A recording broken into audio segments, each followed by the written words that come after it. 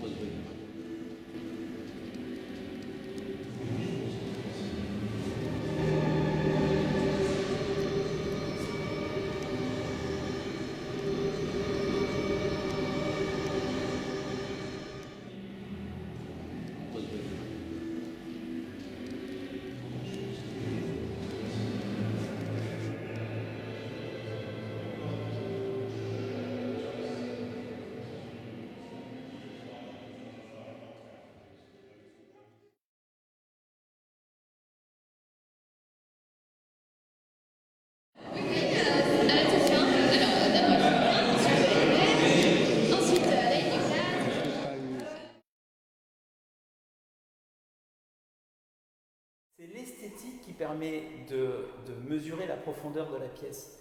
Un corps écorché qui est mis dans la position du cadavre n'a aucun intérêt, on ne peut rien en faire. Donc on a besoin d'avoir cette apparence de la vie, d'avoir ce mouvement, d'avoir des articulations qui sont fléchies ou étendues de façon différenciée pour pouvoir comprendre l'anatomie. Donc les deux sont totalement, la dimension pédagogique et la dimension esthétique sont totalement intriquées.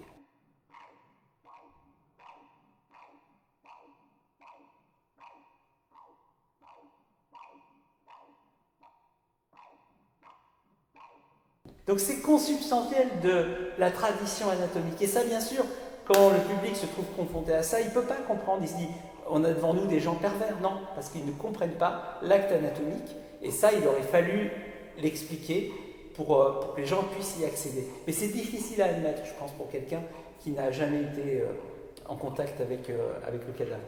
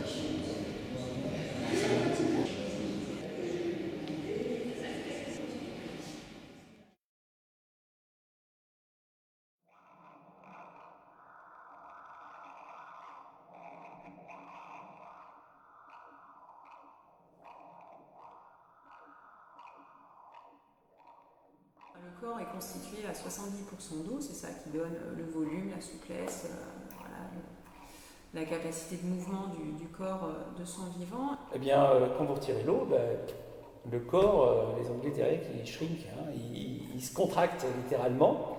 Et donc là où vous avez un beau muscle bien épais, sur une momie, vous avez une fine bandelette. Et ça pose un vrai problème pour ceux qui apprennent l'anatomie, parce que finalement, les muscles qui se touchaient, qui étaient superposés, eh bien, ils sont à distance les uns des autres.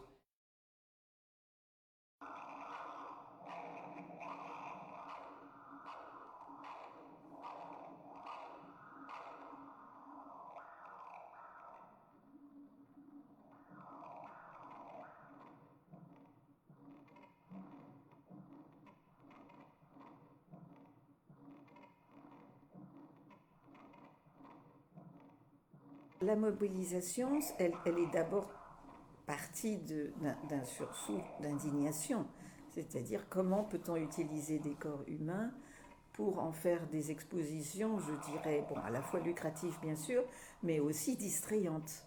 On va voir cette exposition comme on irait voir des animaux empaillés, par exemple.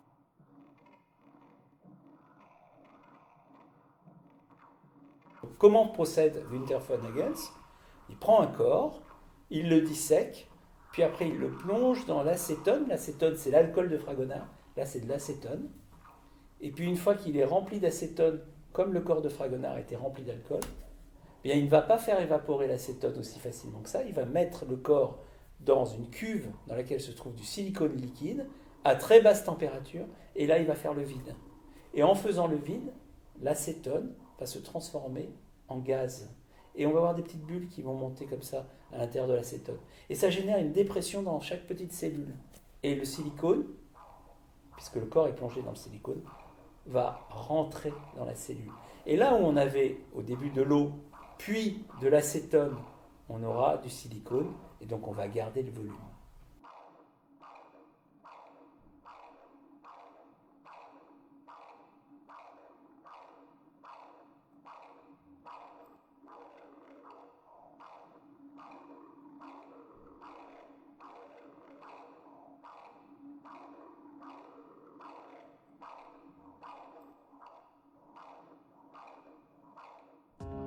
Pour la première fois à Paris, l'exposition anatomique de vrais corps humains. Our Body à corps ouvert, une expérience fascinante. Vous ne regarderez plus jamais votre corps comme avant. Quelqu'un vient me voir un jour ici dans mon bureau en américain, il parle d'une exposition de corps humain et tout, il me montre des trucs, je ne savais pas ce que c'était. Elle était très pédagogique, cette exposition. On ne voulait pas, comme ils font tout ça aux États-Unis, montrer un type qui joue au basket, on s'en fout. C'était vraiment montrer, apprendre le corps humain avec, effectivement, c'était le truc avec des vrais corps humains. Et finalement, on a trouvé un local qui n'était pas loin de la Madeleine, ça s'appelait l'Espace Madeleine. Et là, on a présenté l'exposition, qui a commencé à très bien fonctionner. Et puis, 6 semaines, je crois, après l'ouverture, on a eu deux associations qui nous ont poursuivis. Donc, une association qui était, je crois, contre la peine de mort. On a tout de suite pensé qu'il fallait faire interdire cette exposition pour qu'elle ne soit pas présentée en France et surtout qu'elle arrête de circuler en France. S'imaginer des condamnés à mort chinois utilisés contre leur gré pour voilà, du divertissement anatomique, enfin, je ne vois pas qui peut cautionner ce genre de pratique. Aujourd'hui, c'est clairement impensable.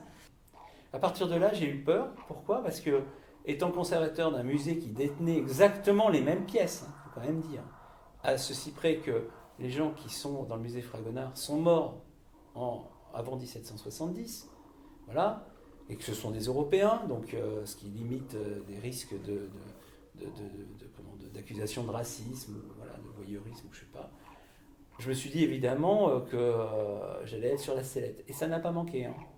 Donc l'article 16, c'est « Chacun a droit au respect de son corps. Le corps humain est inviolable.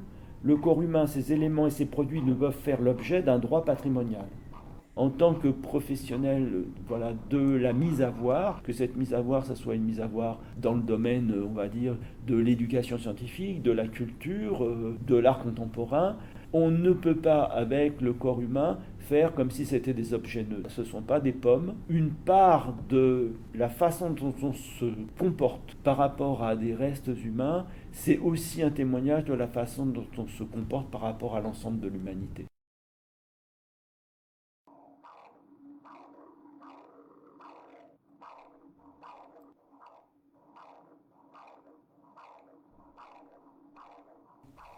Et donc il y a tout un travail sur la patine des écorchés de Funnagans ou d'Ourbody qui consiste à mettre des couches de couleurs, une graisse bien jaune, avoir des conjonctifs bien blancs, des artères bien rouges, des veines bien bleues, et puis des muscles bien roses. Voilà. Et c'est ça qui va vous saisir quand vous voyez un écorché plastiné, c'est la complexité en termes de texture et de teinte qui s'offre à vous.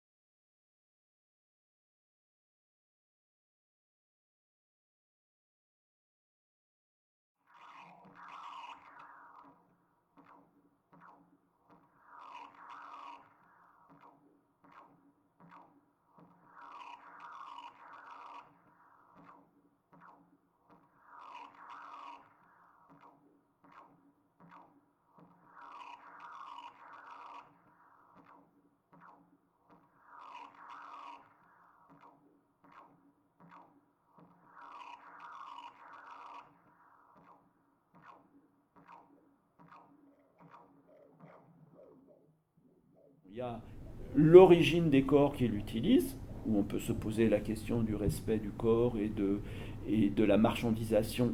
Et puis il y a le deuxième motif, qui est le motif de l'exposition scénographique, où là il faut se poser sur, c'est la responsabilité du scénographe. Qu'est-ce qu'on montre, qu'est-ce qu'on ne montre pas, et quand on montre, qu'est-ce qu'on dit, en quoi on prévient le futur visiteur de ce qu'on va lui montrer.